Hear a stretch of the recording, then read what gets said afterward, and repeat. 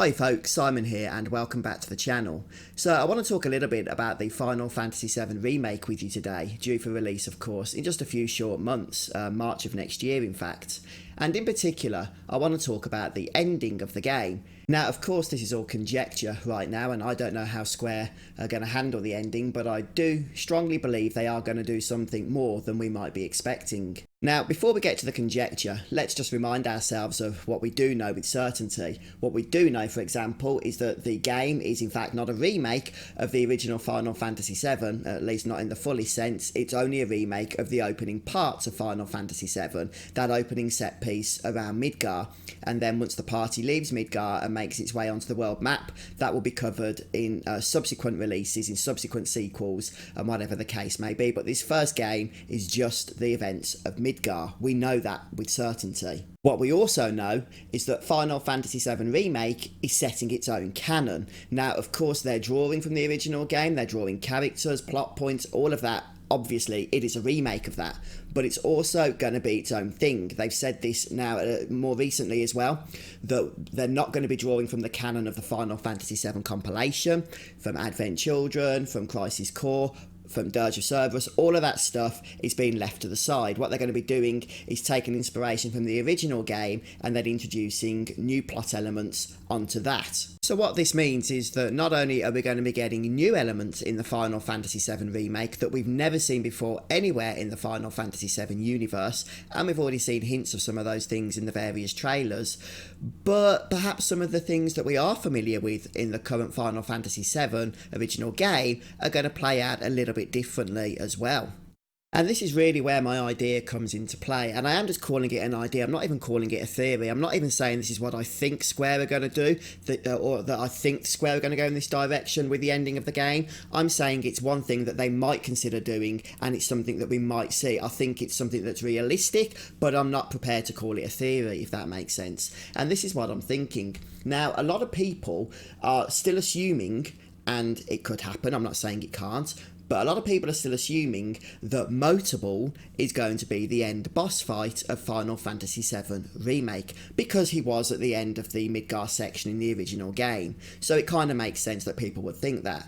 But I've always believed that Motorball, although an adequate boss fight, an adequate final boss to Midgar, is not an adequate final boss to an entire game. I just don't think he fits the mould for that particular position. Now, of course, in the original Final Fantasy VII, we had battles with the Turks and Rufus Shinra around the end of the Midgar section. It's possible they could incorporate some of that into the ending of the game. Anything's possible. I'm not denying that. I'm not unaware of that. It could happen. But I still believe that Sephiroth himself is going to have to play a part in the finale of the game, even though he didn't in the original. By that point in the original game, of course, Sephiroth was still a very mysterious character. We'd seen the effects of Sephiroth. We hadn't actually seen Sephiroth at all. People tell me, oh, we had seen him in flashbacks. No, we haven't. We had never seen Sephiroth at any point during the original Final Fantasy VII until the Kalm Flashback,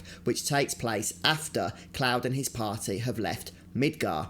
Now, we know that Square are breaking with that because we have seen Sephiroth already in the trailer, so we know he's going to be a part of the remake. So the question then becomes, how much of a part is he going to be? And seeing as how they have introduced him physically in the flesh, I believe they're going to be doing more with him than perhaps we might anticipate. And I do think that's going to involve the ending of the game. And this is what I'm thinking could happen. What if the Kalm Flashback, that is quite a substantial part of the original game, is actually included in the remake next year? Now, I know the first objection is going to be that cannot happen because it has been absolutely emphatically declared that the game is going to end once the party leaves Midgar, and that obviously occurs a short time after that point.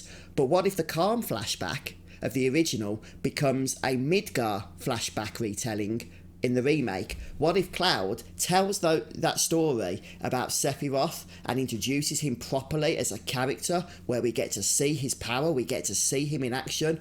What if in the remake Cloud shares that story while the party are still in Midgar, maybe just before they leave? What if that story, that retelling, is actually the finale to the remake? Okay, let's just put that to one side for the moment and discuss some recent rumours. Now, these are rumours. This is what people have been talking about over Reddit and various other places on the internet. I cannot find any official information about this, but let's just assume these rumours are true. And that is that the sequel to the Final Fantasy VII Remake is going to be about the reunion. This is effectively where Sephiroth has gone through the live stream, he's resisted becoming one with the live stream, and instead actually takes control of all of the Genova cells that have been scattered around the planet and controls the will of those Genova cells to bring them all to himself. In fact, something we learn about in the original game is that while Cloud believes he's chasing after Sephiroth in order to save the planet, in effect he's actually being controlled and manipulated by Sephiroth because of the Genova cells in his body. Now, what if the Final Fantasy VII Remake next year actually sets up as its ending not just a boss battle with Motorball, but an actual cliffhanger regarding the reunion itself. That is, that Sephiroth is the one controlling Cloud. He's the one manipulating the events that are leading Avalanche. He's the one that's in control of everything that the player had been playing through for the last 40 hours or however long it takes to go through that first game. And I can't see a better way of setting those events up than by having the game finish with the Kalm Flashback, so that the player can see what happened to Sephiroth and think about how the set pieces could take place. We might even be able to take control of Sephiroth. After all, he was a party member, although uncontrollable, in the original game during those events. Think about it, we could take control of Sephiroth, we could see his power in action, and we could even finish with the perfect end battle against Sephiroth himself that involves the body of Sephiroth being cast into the Mako and making its way into the live stream and kicking off the reunion process. Maybe that'd be like a light bulb moment for the player, where all of a sudden we realise, oh crap, this is what's been guiding all of the events so far throughout the game. We're actually being controlled by Sephiroth. He's been manipulating everything. He's the one that's been drawing Cloud to himself. However, there's also a couple of things that make me question this. My own idea, I know, but still. And that's the fact that by this point in the original game, when Cloud retells this event of what happened at Nibelheim and all of that good stuff, he's very confused. He gets himself confused with Zack, he gets Zack confused to the point that he's not even there, and the battle with Sephiroth isn't really fleshed out.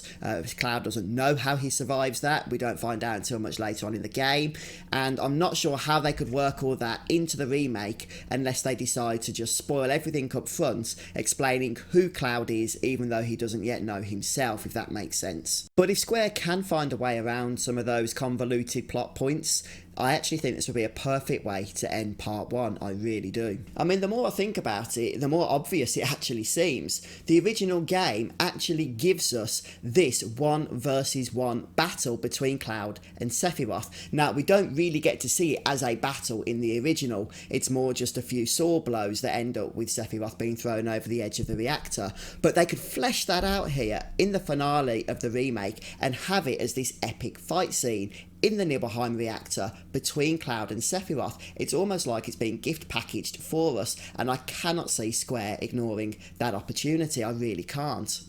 But anyway, folks, that's my idea. I want to know what you think about it. It could be completely out there. It could be completely wacky. You know, maybe it will never happen. I don't know. Who knows? Who knows with Square? But one thing that I do know is that they're not going to be scared to change things up. We've seen that already in the various trailers, in the various interviews. And I think, as I say, this would be a great way to honour the legacy of the original game, but give an ending to the remake that packs a punch and that will keep fans wanting more. And that's what Square need to do, I think, if the project is going to be successful over the next 2, 3, even 5 years and beyond. Who knows?